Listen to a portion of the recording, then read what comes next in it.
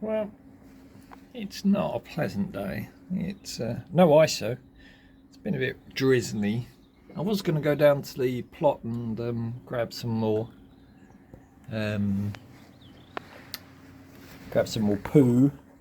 Just keep spreading it. What are you doing? You don't want to be out here. It's wet. So what I'm going to do is probably stay and do greenhouse stuff.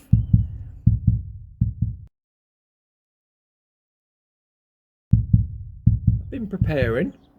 I'm still, you know, I mean, it's still cold. I mean, it's only like 8 degrees. I'm still here. Look, hang on. There we go. Look, I'm still wrapped up indoors. Where are you going? Come back. Up there, it's wet. You'll trample dirt all over my nice clean house. Not really. Oi! Don't you dare bring me back a birdie.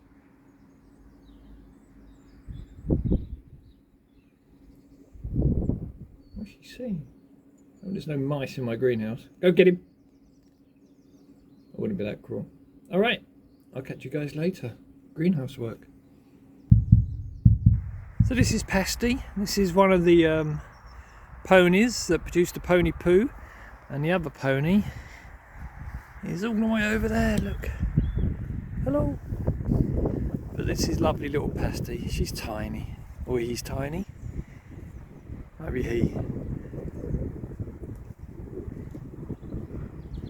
You okay? There? Yeah? Yeah, enjoying the grass.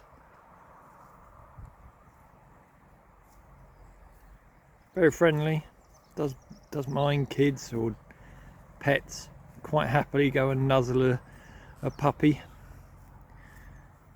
Hello. You come across to see what's going on?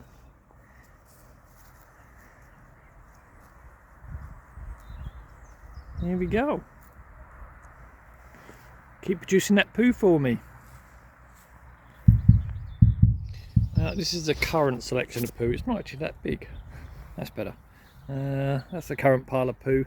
Mostly straw. I've started at one end so I can get some of the bottom stuff as well, which is the more rotted. This has been in use since the pile that I showed you weeks and weeks ago that used to live up the back of that field was brought down here just before Christmas in December. So not rotted, but it doesn't take long to rot down. And I'll make a pile somewhere so it can sit and produce what it produces over a year, and then next year that would be lovely. That'll have good fibre and water retention to the soil, as well as all the nutrients from the poo. Worms will love it. So there's the plot just ahead of me. Just been getting another barrel load of pony poop, and look what I can see. Look, we're at the centre of the screen just there.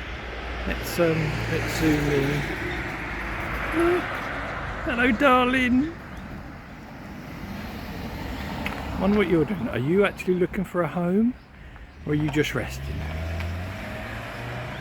Oh, you gorgeous thing. I do hope you're coming to make our little place a home. Have little ducklings running around.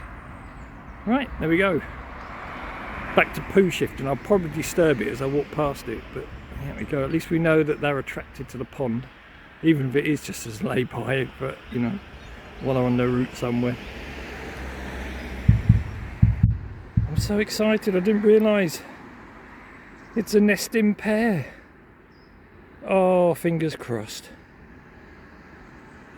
I'm sitting on my chair at the moment. Hot and sweaty. My little chair. I'm about to have a cup of tea and watch the ducks. Oh, look at you, beautiful creatures.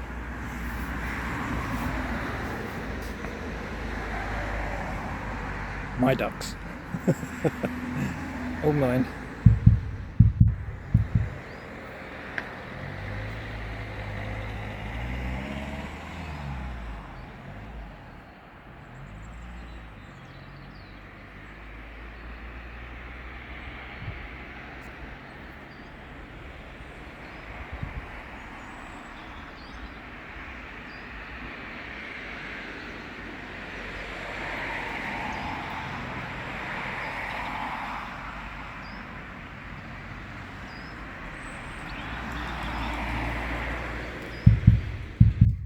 So it's Monday, it's the 20th of February.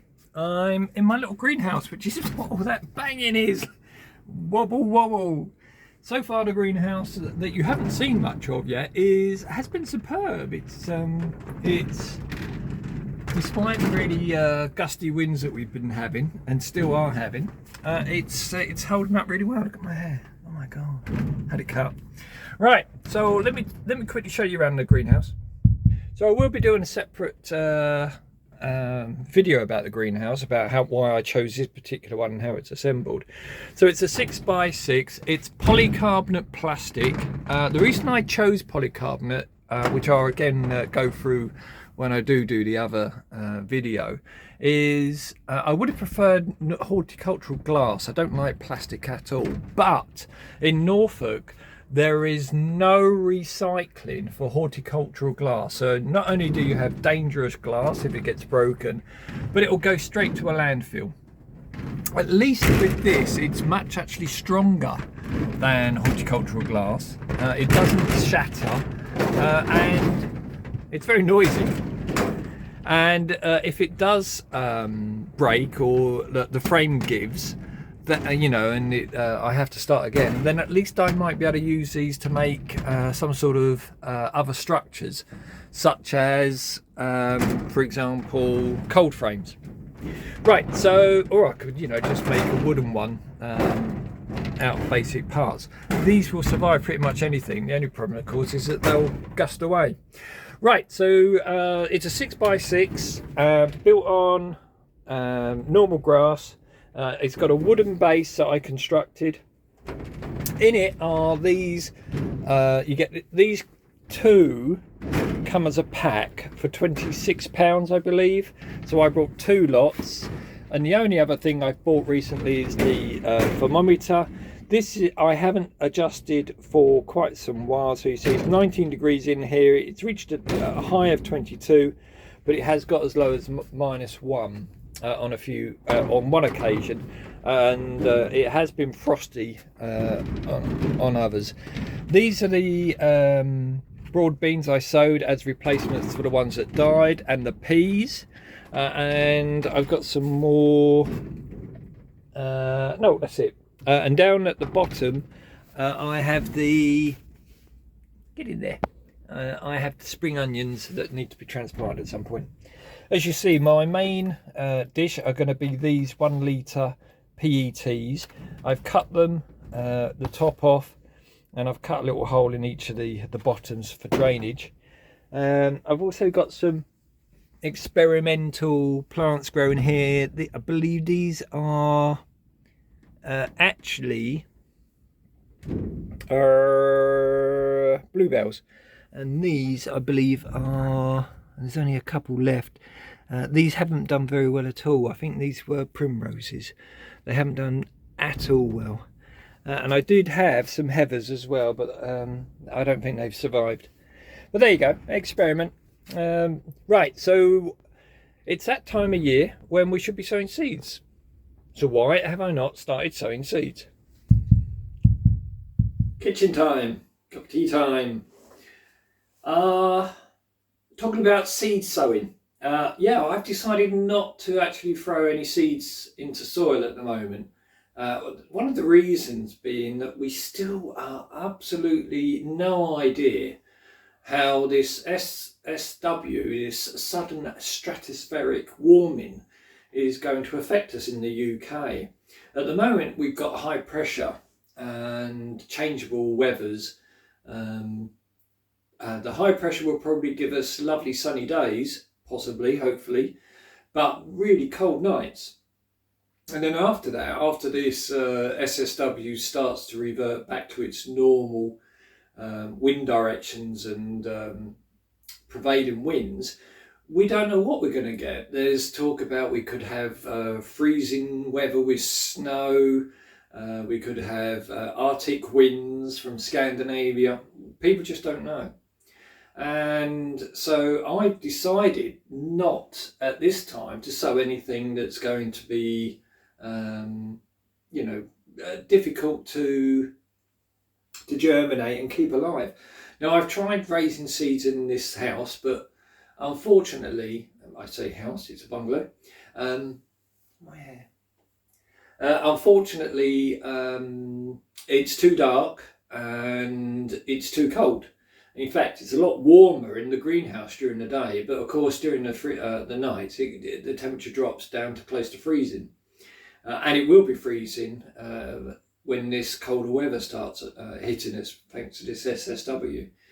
So I'm not gonna rush into sowing any seeds yet. I want to see from the Met Office, from BBC Weather or whoever, that we're not going to have Arctic snow, and we won't know that for another week or so. So I'm going to put off sowing anything. Now I've still got in the greenhouse the broad beans I sowed and the peas I sowed after the last lot died, and I'm all set, ready to go for like more sowing as soon as I need to. I've got all the compost in there. I've got all the these 1 litre all empty milk, oat milk cartons with the lids cut off, which are going to be my seed trays. Reuse, it's going to be recycled anyway at some point, so I might as well try to reuse them. So I've got lots of those, so I'm ready. I just don't know about this weather. Now, one of the problems about the weather is mental health. I have anxiety issues and I get very anxious about things like, is it going to grow? Is it going to germinate? I know it sounds silly, but I hate to fail. It just upsets me so much.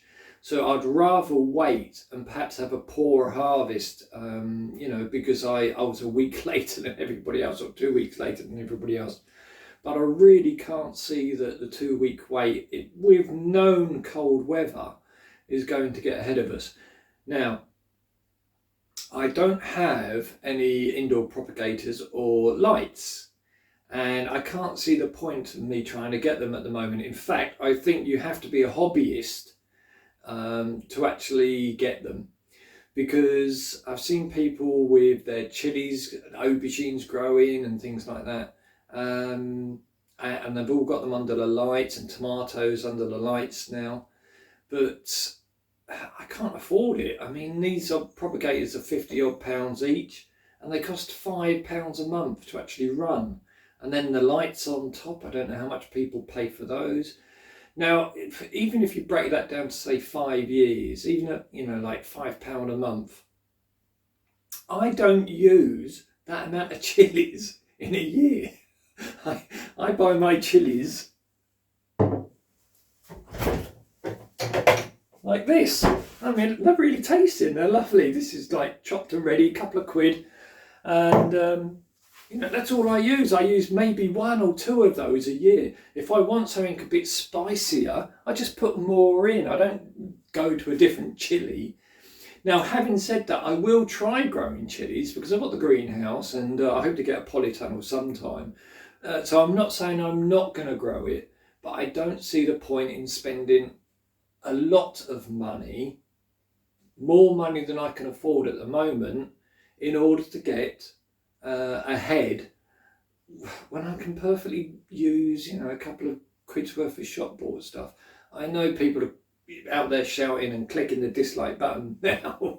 I'm sorry, I really am. I'm sorry. I've watched so many people's YouTubes all getting ahead of the game, sowing their seeds now under lights and propagators, and I'm sorry, it's just not me. It's just going to be the greenhouse and the plot.